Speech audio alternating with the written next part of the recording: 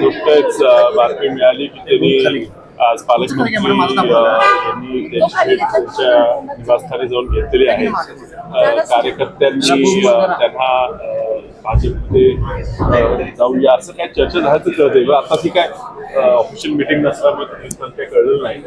आता तसं काय त्यांच्याकडे निर्णय झाला असेल तर त्याची कल्पना आम्हाला नव्हती. निश्चितच जयसिंगताई ह्या काँग्रेसमध्ये होत्या, त्याला निलंबित केलं होतं. पुन्हा त्यांना काँग्रेसमध्ये घेऊन त्यांची सर्व कार्यकर्त्यांसोबत घेऊन महापालिकेवर लढवायची आमची इच्छा होती. त्यांनी असा निर्णय अजून फायनल झाला नसेल तर तो तुम्ही बदलावा यासाठी निश्चितच प्रयत्न करण्याची सोबत आम्ही आहेत.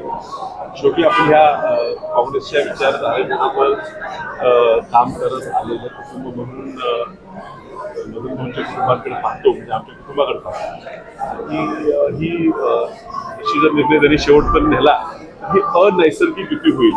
जशी पूर्वी सुद्धा 1999 साली सुद्धा झाली होती आणि त्यामुळे इलेक्शनला पुन्हा फटका बसला होता. मला वाटत नाही त्यांची लोक हा निर्णय स्वीकारतील आणि म्हणून तो निर्णय त्यांनी घेऊ नये. अजूनही कदाचित घेतलेला पक्षप्रवेश केला दिसत नाही, करू नये. बुधवारी मुख्यमंत्र्यांच्या हस्ते पक्षप्रवेश करणार असं सांगितलं. आता त्या बैठकीला काय ऑफिशियल बैठक नसल्यामुळे तिथं काय झालं तर कळलं नाही. जर पक्षप्रवेश केला नसेल तर त्यांनी करू नये असा प्रयत्न करू. तुम्ही विधानसभेला प्रचार केला होता सर त्यांचा? कारण की वसंतदादा घराणं आजपर्यंत काँग्रेस एकनिष्ठ राहिलेलं आहे, पण आज काँग्रेस या घराण्यावर वारंवार अन्याय करणे सांगितलं. पक्षाकडून अन्याय झाला तर माझ्या वेळी झाला. मी लढलो, पुन्हा आल्यावर आम्ही पक्षालाच पाठिंबा दिलेला. ह्या विचारधारेच्या उलट आपण जाऊ नये अशी आमच्या घरातल्या सगळ्यांचीच इच्छा आहे. आता तो निर्णय त्यांनी आता कुठल्या दबावाखाली केला, कुठल्या कार्यकर्त्यांच्या कुठल्या मागणीनुसार केला हा आता काळांतरानेच कळेल. त्यांच्याशी निश्चित संपर्कात यायचा प्रयत्न करू, हा निर्णय बदलावा असा प्रयत्न करू.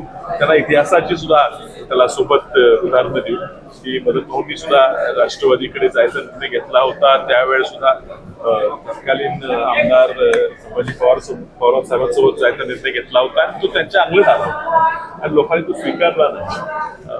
आम्ही त्यांना पाठिंबा देत असताना आमच्या घरातले कुटुंब म्हणून काँग्रेस बरोबरच त्या पुढे राहतील असं शब्द देऊन लोकांकडे आम्ही त्यांचा प्रचार केला होता. आता त्याच्याशी ते ठाम राहतील अशी अजूनही अपेक्षा आहे. तो प्रयत्न करणार. लोकसभेला खांद्याला खांदा लावून आपल्यासोबत त्या होत्या, त्यानंतर विधानसभेला त्यांनी बंडखोरी केली होती. त्याच्यासोबत असल्यामुळे तुम्ही सुद्धा त्यांना मदत केलेला होता. मग जाताना तुमचा निर्णय घेतला नाही का?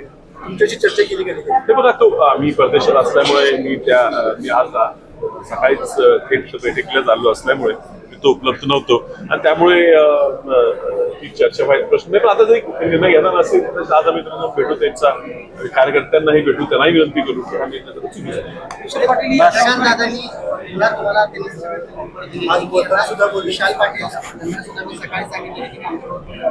हो. सकाळी एक जिल्हा परिषदेच्या शाळेचं सुरुवातीचा कार्यक्रम आज ते सोबत त्यांच्या झाला आणि सर्व शासकीय कार्यक्रम. आमचा प्रयत्न असतो की राजकारण विरोधात आम्ही पक्षविरोधी काम करायचा प्रयत्न करत असतो. ते मला पक्षात करतात त्यापूर्वी त्यांचा मी निश्चितच आभार मानतो आणि माझ्या कामाची कदाचित पद्धत त्यांना आवडली असेल आणि तो एक पोचपावतीच मी समजून घेतो. पण असा कुठलाही विचार तरी येणाऱ्या ह्या टर्ममध्ये तरी होईल असं मला वाटत नाही.